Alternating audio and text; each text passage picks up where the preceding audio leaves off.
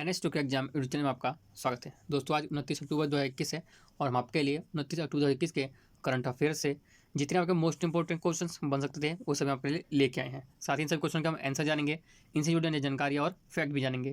तो इसके लिए आप आंसर बने रहें दोस्तों और वीडियो को पूरा जरूर देखें। तो एक बात करते हैं आज के करंट अफेयर जुड़े प्रश्नों के बारे में। नंबर 1, भारत का सबसे बड़ा हरित हाइड्रोजन संयंत्र किसने बनाया है? कौन सा हरित हाइड्रोजन संयंत्र किसने बनाया है? दोस्तों बनाया गेल ने बनाया। किसने? गेल इंडिया ने या लिमिटेड ने बनाया है। ऑप्शन सी सही हो जाएगा। किसने? आपका गेल इंडिया लिमिटेड ने बनाया है। आइए जान लेते हैं और इसके बारे में। तो गेल इंडिया लिमिटेड ने भारत का सबसे बड़ा हरित हाइड्रोजन संयंत्र स्थापित करने की घोषणा की है, जो कि कार्बन मुक्त ईंधन के साथ अपने प्राकृतिक गैस व्यवसायों को पूरक बनाने के लिए कार्य करेगी। गेल कंपनी 10 मेगावाट इलेक्ट्रोलाइजर बनाने पर हाल ही में विचार कर रही है, जो कि रोजाना 4.5 टन हरित हाइड्रोजन को पैदा करने में सक्षम होगी। गेल कंपनी का मुख्यालय आपका नई दिल्ली में है और इसकी स्थापना वर्ष 1984 को हुई थी। बढ़ते हैं अगले क्वेश्चन की तरफ। नंबर 2, आयसर मोटर्स के एमडी के रूप में किसे नियुक्त किया गया है? दोस्तों किया गया है सिद्धार्थ लाल को किया गया है। ऑप्शन ए सही हो जाएगा। किसके? आयसर के एमडी के रूप के पद पर नियुक्त किया गया है। आइए जान लेते हैं इनके बारे में। तो आयसर मोटर लिमिटेड ने 1 मई 2021 से सिद्धार्थ लाल को कंपनी के प्रबंध निदेशक के रूप में 5 साल के लिए फिर से नियुक्त करने का प्रस्ताव पारित किया था, जो कि अब पूरा हो गया है। बोर्ड ने कंपनी अधिनियम की धारा 198 के अनुसार अधिकतम 1.5% लाभ की सीमा के साथ प्रबंध निदेशक के लिए एक संशोधित पारिश्रमिक संरचना को भी मंजूरी दी है।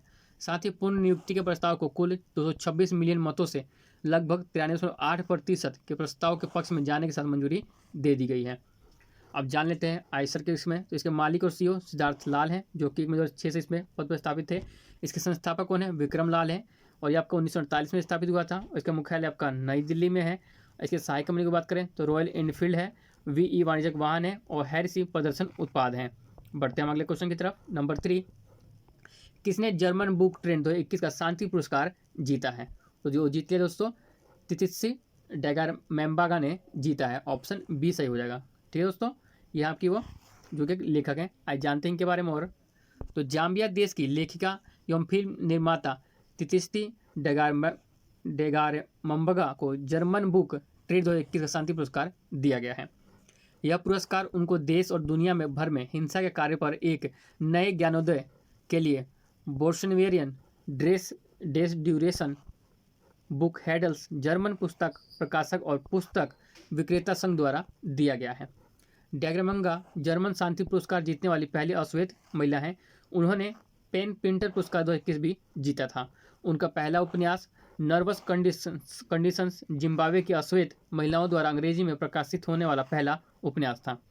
बढ़ते हैं अगले क्वेश्चन की तरफ। नंबर 4, लॉन्च पुस्तक के कमला हैरिस फिनोमिनल वुमेन के लेखक कौन है?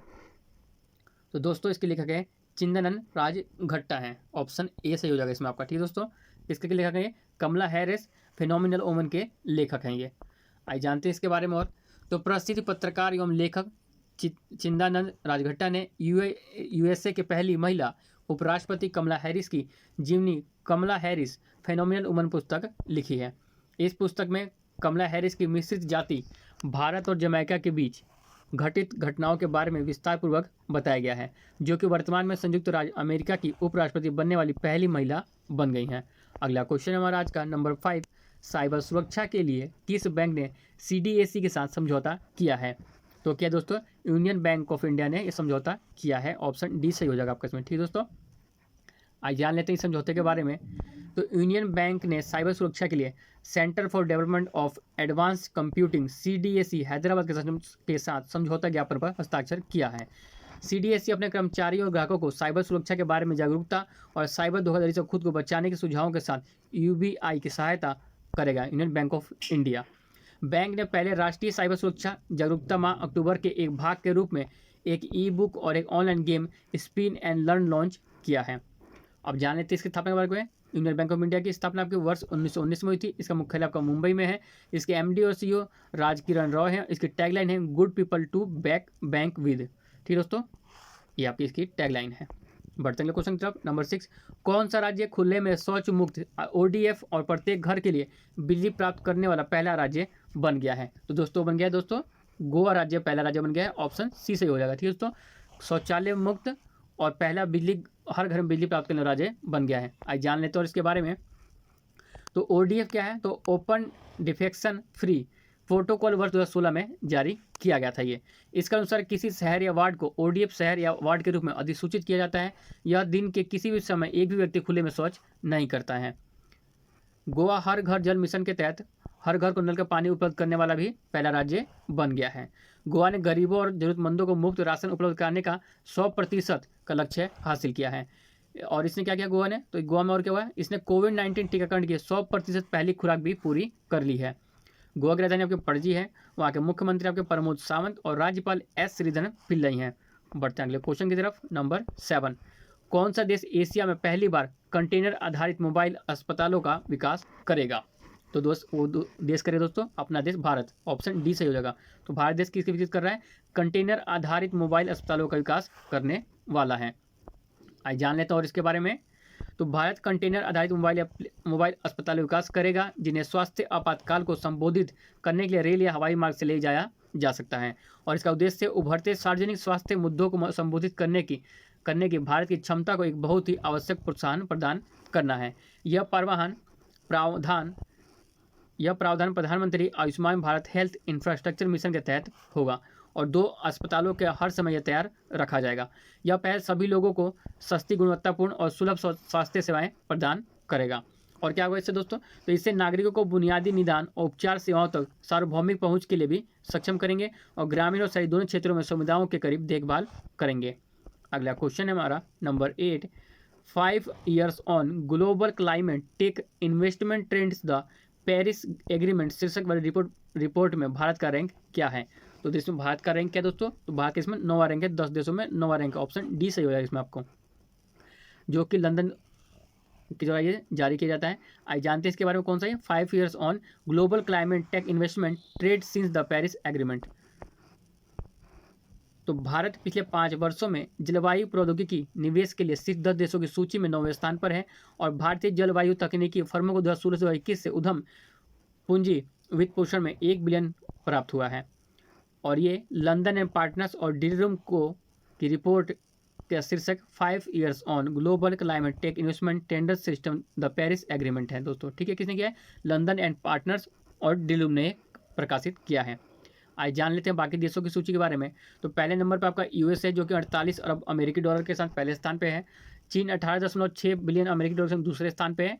स्वीडन 5.8 अरब अमेरिकी डॉलर के साथ तीसरे स्थान पे है। यूनाइटेड किंगडम UK 4.3 बिलियन अमेरिकी डॉलर के संग चौथे स्थान पे है।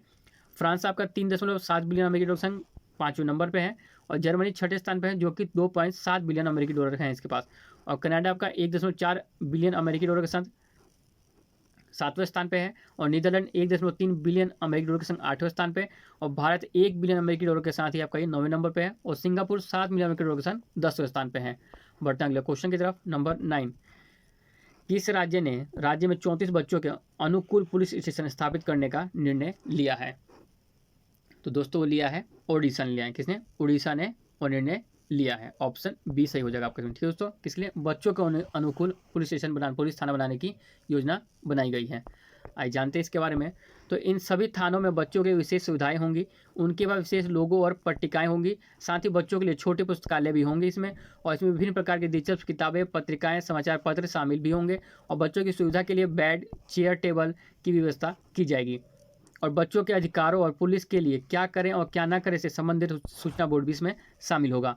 ओडिशा में और क्या हुआ है, तो ओडिशा में लेट्स रीड अभियान शुरू करने वाला भी पहला राज्य बन गया है, जिसका उद्देश्य पुलिस स्टेशन को अधिक बच्चों के अनुकूल बनाना है, जो कि आपका अगस्त में किया गया था। इसका आयोजन पहली बार किया गया था अगस्त में। ठीक है दोस्तों, बढ़ते हैं क्वेश्चन की तरफ। नंबर 10, अभ्यास कोकण शक्ति 2021 का समुद्री चरण किस स्थान पर आयोजित किया गया है? तो दोस्तों आयोजित किया गया है अरब सागर में किया गया। ऑप्शन डी सही हो जाएगा आपका। ठीक है दोस्तों, ये आपका कोकण शक्ति 2021 का अभियान आयोजित किया गया था, जो कि अरब सागर में किया गया था। नेक्स्ट क्वेश्चन हमारा नंबर 11, नागरिक उड्डयन मंत्रालय ने किसानों की सहायता के लिए किस योजना को शुरू कर दिया है? तो दोस्तों योजना शुरू किया उन्होंने कृषि उड़ान योजना शुरू की है, जिसका नाम है कृषि उड़ान 2.0 है। ऑप्शन ए सही हो जाएगा आपको इसमें। ठीक है दोस्तों, आज जान लेते हैं इस योजना के बारे में। तो इसका उद्देश्य कृषि उपज और हवाई परिवहन के बेहतर एकीकरण एवं अनुकूलन के माध्यम से उत्पादों का उचित मूल्य प्राप्त करने तथा विभिन्न गतिशील परिस्थितियों में कृषि मूल्य श्रृंखला में स्थिरता एवं लचीलापन लाने में योगदान देना है। साथ ही इसके तहत कृषि उत्पादों के परिवहन में किसानों की सहायता के लिए उत्तर पूर्व पहाड़ी और आदिवासी क्षेत्रों में हवाई अड्डों में कार्गो से संबंधित इंफ्रास्ट्रक्चर का भी निर्माण किया जाएगा। साथ ही केंद्रीय नागरिक उड्डयन मंत्री ज्योतिरादित्य सिंधिया ने कहा कि सरकार किसानों की आय दोगुनी करने के लिए भी प्रतिबद्ध है। किसानों की आय दोगुनी करने का मतलब न केवल उपज के लिए बाजार में मूल्य बढ़ाना है, बल्कि इसका मतलब किसानों को लेकर आदर्श बदलाव भी लाना है। बढ़ते हैं अगले क्वेश्चन की तरफ। नंबर 12, जम्मू कश्मीर बैंक का मुख्य कार्यपालक अधिकारी CEO किसे नियुक्त किया गया है? तो दोस्तों किया गया है बलदेव प्रकाश को किया गया है। ऑप्शन सी हो जाएगा इसके लिए, जम्मू एंड कश्मीर बैंक का CEO के लिए नियुक्त किया गया है। आज जान लेते हैं और इनके बारे में। तो ये भारतीय रिजर्व बैंक RBI ने बलदेव प्रकाश को जम्मू कश्मीर बैंक का अगला प्रबंध निदेशक और मुख्य कार्यपालक अधिकारी CEO नियुक्त किया है। साथ ही इसमें उनकी नियुक्ति पदभार ग्रहण करने की तारीख 10 अप्रैल 2022 जो पहले हो उससे 3 साल के लिए होगी। साथ ही बलदेव प्रकाश को भारतीय स्टेट बैंक SBI में 30 से अधिक वर्षों का अनुभव है। वह 1991 में एक परिवीक्षधानी अधिकारी के रूप में SBI में शामिल हुए थे। अगला क्वेश्चन हमारा आज का नंबर 13, उत्तर प्रदेश सरकार ने फैजाबाद रेलवे स्टेशन का नाम बदलकर क्या रखने की घोषणा की है? तो दोस्तों की है इसका फैजाबाद स्टेशन का नाम बदलकर उन्हें अयोध्या कैंट रखने की घोषणा की है। ऑप्शन बी सही हो जाएगा इसमें दोस्तों आपका। आज जानते हैं और इसके बारे में। तो 1874 में खोला गया फैजाबाद रेलवे स्टेशन उत्तर रेलवे क्षेत्र के अंतर्गत आता है और यह लखनऊ वाराणसी खंड के अंतर्गत भी आता है। अब योगी सरकार ने फैजाबाद जिले का नाम बदलकर अयोध्या किया था 2018 में, और भाजपा सरकार ने इलाहाबाद का नाम बदलकर प्रयागराज और मुगल सराय रेलवे जंक्शन को भी पंडित दीनदयाल उपाध्याय के नाम पर जंक्शन को कर दिया गया है। उत्तर प्रदेश की आपकी राजधानी लखनऊ है जो कि कार्यकारी शाखा है, और यहाँ के राज्यपाल आनंदीबेन पटेल हैं और मुख्यमंत्री योगी आदित्यनाथ हैं। बढ़ते हैं अगले क्वेश्चन की तरफ। नंबर 14, अंतर्राष्ट्रीय एनिमेशन दिवस इंटरनेशनल एनिमेशन डे कब मनाया जाता है? दोस्तों मनाया हर साल को 28 अक्टूबर को मनाया जाता है। ऑप्शन सी सही हो जाएगा इसमें। कौन सा इंटरनेशनल एनिमेशन डे हर साल मनाया जाता है 28 अक्टूबर को। आज जानते हैं इस दिवस के बारे में। तो 2002 में ASIFA द्वारा अंतर्राष्ट्रीय एनिमेशन दिवस AIAD घोषित किया गया था। ठीक है दोस्तों, और ये 28 अक्टूबर 1892 को पेरिस में एमिल रेनॉल्ड का थिएटर ऑप्टिक के अनुमानित चलित छवियों के पहले सार्वजनिक प्रदर्शन के रूप में पहचाना गया इसको, तभी से दिवस मनाया जा रहा है। और एनिमेशन की कला का जश्न मनाने और एनिमेशन के पीछे के कलाकारों, वैज्ञानिकों और तकनीशियनों को पहचानने के लिए मनाया जाता है। और इस वर्ष 20वां अंतर्राष्ट्रीय एनिमेशन दिवस है। ठीक है, आपका 20वां अंतर्राष्ट्रीय एनिमेशन दिवस है। और ASIFA के अध्यक्ष कौन है? सायोको किनोसित हैं, और ASIFA के संस्थापक जॉन हलास हैं, और इसकी स्थापना 1960 NC फ्रांस में हुई थी। अगला क्वेश्चन हमारा आज का नंबर 15, भारत की अग्नि 5 मिसाइल कितनी दूर तक अपना लक्ष्य भेज सकती है? तो दोस्तों 5000 किलोमीटर तक की दूरी को भेज सकती है। ऑप्शन ए सही हो जाएगा। कौन सी? अपने भारत की अग्नि 5 मिसाइल। ठीक है दोस्तों, आज जानते हैं इस मिसाइल के बारे में। तो ये रक्षा अनुसंधान और विकास संगठन DRDO ने 27 अक्टूबर 2021 को ओडिशा के APJ अब्दुल कलाम द्वीप से सतह पर मार करने वाली बैलिस्टिक मिसाइल अग्नि 5 का सफल परीक्षण किया है। अग्नि 5 एक परमाणु सक्षम तथा अंतर महाद्वीपीय बैलिस्टिक मिसाइल है जो 3 चरणों वाले ठोस ईंधन वाले इंजन का उपयोग करती है।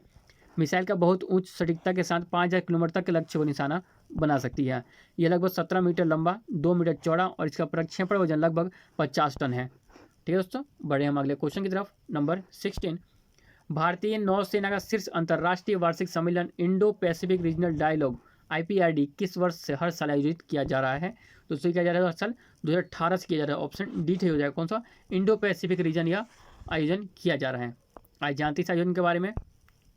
तो Indo Pacific regional dialogue IPRD 2021-21वीं सदी के दौरान समुद्री रणनीति में विकास और अनिवार्यता, चुनौतियों और आगे का रास्ता विषय पर केंद्रित होगा, और यह 8 विशिष्ट उप विषयों पर ध्यान केंद्रित भी करेगा। और दोस्तों ये कब से कब तक हुआ आपके दोस्तों? तो ये 27 से 29 अक्टूबर तक चलेगा। और IPRD का उद्देश्य इंडो पैसिफिक के भीतर उत्पन्न होने वाले अवसर और चुनौती दोनों की समीक्षा करना है। अब इसके बाद तो ये 3 दिवसीय 27, 28 और 29 अक्टूबर को ऑनलाइन कार्यक्रम के रूप में इंडो पैसिफिक रीजनल डायलॉग 2021 का आयोजन किया जा रहा है। अब जान लेते हैं इसमें होने वाले कुछ मुख्य विषय बिंदुओं के बारे में। तो विषय 1 की बात करें तो इसमें इंडो पैसिफिक भीतर समुद्री रणनीतियों का विकास, अभिसरण, विचलन, अपेक्षाएं और आशंकाएं हैं। विषय 2 की बात करें तो इसमें समुद्री सुरक्षा पर जलवायु परिवर्तन के प्रभाव को संबोधित करने के लिए अनुकूल रणनीतियां, और विषय 3 में पोर्ट के नेतृत्व वाली क्षेत्रीय समुद्री संपर्क और विकास रणनीतियां हैं। चौथा टॉपिक है इसमें, तो इंडो पैसिफिक के भीतर सहकारी समुद्री डोमेन जागरूकता MDA रणनीतियाँ को शामिल करना है। तो दोस्तों ये थे आज के करंट अफेयर जो आपके मोस्ट इंपॉर्टेंट क्वेश्चन जो कि आने से सही पूछने के लिए महत्वपूर्ण साबित होंगे। दोस्तों ऐसी ही जानकारी हमसे बने रहें। धन्यवाद।